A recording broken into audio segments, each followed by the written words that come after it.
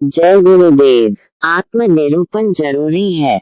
महात्मा मिल जाए और उनसे प्यार हो जाए, यानी तुम उनके हो जाओ तो पल भर में काम हो जाए। कुदरत नाराज है क्योंकि लोग पाप कर्मों में लिप्त हो गए हैं और अच्छा काम नहीं हो रहा। जब जब ऐसा वक्त आया तब तब कोई न कोई कारण बना और भारी नरसंहार हुआ। कलयुग के इस मलिन समय में जो लोग पूजा पाठ इबादत भजन करेंगे और मालिक पर यकीन करेंगे, ऐसे भक्तों की रक्षा होगी। अच्छे बुरे कर्मों का फल सबको भोगना होगा। इसलिए हमेशा अच्छे लोगों का साथ करो जो मालिक का भजन करते हैं और प्रेम भाव रखते हैं। ऐसा करोगे तो दुनिया की हवा नहीं लगेगी और जलने से बच जाओगे। संतों के भेद को कोई नहीं जानता, न राम जानते हैं और न कृष्ण ही उनके भेद को जानते हैं। वे सर्व समर्थ होते हैं और उनके हुक्म को न ईश्वर टाल सकते हैं और न ही ब्रह्म पारब्रह्म टाल सकते हैं। भजन में तरक्की हो, इसके लिए तुम्हें अच्छे लोगों का साथ करना होगा। तुम अपने साथी को परमार्थ के रास्ते पर मिलने में अधिक समय मत बर्बाद करो। वक्त आने पर वह भी मुड़ जाएगा। तुम्हें अपने को देखना चाहिए कि तुम कितना गुरु की आज्ञा का पालन करते हो। जो गुरु के वचनों का पालन नहीं करते उनका उद्धार कभी नहीं होगा।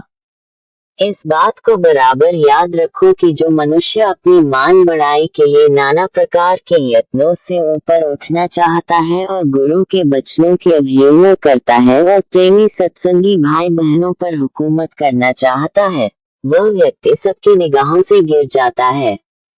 ऐसे लोगों का जम के फंदों से छुटकारा नहीं हो सकता।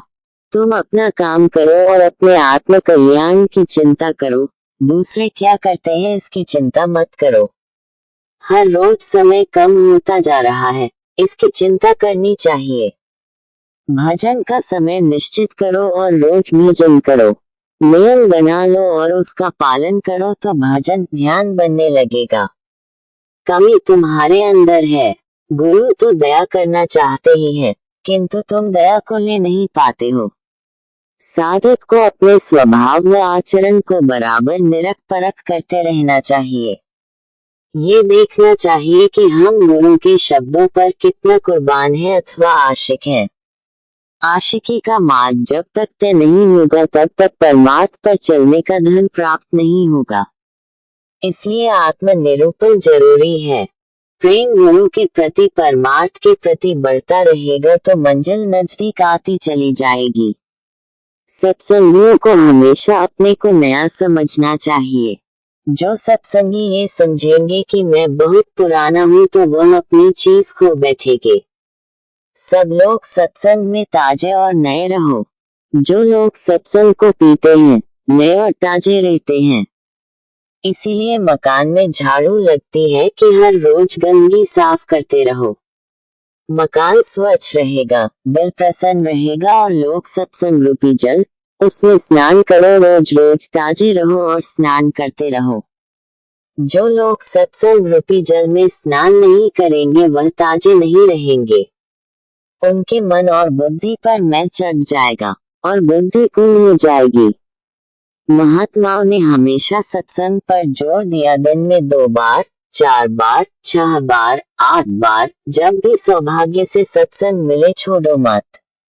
उसका मतलब यह है कि आपका पूरा लक्ष्य और ध्यान मालिक की तरफ खाते पीते उठते बैठते हो जाए, इसीलिए सत्संग किया जाता है। काम करते रहो, बच्चों की सेवा करो, मालिक बिसरे नहीं उसको याद करते रहो। घाट के किनारे बैठे हो, पता नहीं सुबह शाम दोपहर में कभी भी आंख बंद हो जाए। ऐसी बुद्धि को सत्संग के द्वारा परिपक्व कर लो। पक्की बुद्धि, निश्चय बुद्धि, विवेक बुद्धि, शुद्ध बुद्धि से निरंतर काम लेते रहो। जागरण करते कभी सो मत जाना।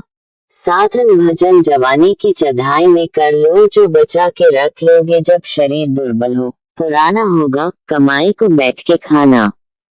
इसीलिए महात्मा जोर देते हैं जवानी में ही कर लो, यही एक जवानी का सौभाग्य है। ये संसार एक बाजार अंधकार का है। इसमें मनमानी आपने संबंध कर लिया, जिससे बिछड़ना है, स्त्री बिछड़ेगी, लड़का बिछड़ेगा, रिश्तेदार बिछड़ेंगे, पिता मरेगा, पुत्र मरेगा, भाई मरेंगे, रिश्तेदार मरेंगे, कुटुंबी मरेंगे। ये कारखाना जाने का है, रहने का नहीं है। यहाँ से सबको जाना है। ऐसा संबंध स्थायी बना लेना और अपना एक अड्डा स्थापित रखना ताकि हम ऐसे देश में हमेशा रहे। इसलिए मैं आपको बताना चाहता हूँ कि यह आपका देश नहीं है। ये सब सारी जितनी भी चीजें हैं सब बनावटी है, जितने भी कार्य हैं बनावटी है और सब धोखे के हैं। धोखे में यदि फंस जाओगे तो अपने सच्चे परम पिता परमात्मा को नहीं पा सकते हो। आप इस आत्मा का कल्याण नहीं कर सकते हैं और न प्रभु को ही पा सकते हैं।